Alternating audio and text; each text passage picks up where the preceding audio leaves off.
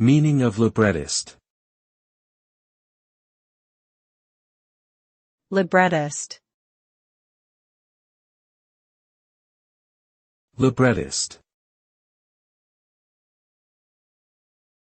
Librettist. Librettist.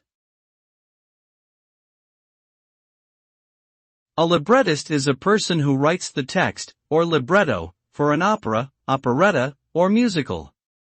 The librettist is responsible for creating characters, plot, dialogue, and lyrics that will be sung by the performers in the production. The librettist works closely with the composer to ensure that the music and words complement each other and help to tell the story effectively. Many famous operas and musicals have been written by well-known librettists, such as W. S. Gilbert and Oscar Hammerstein too.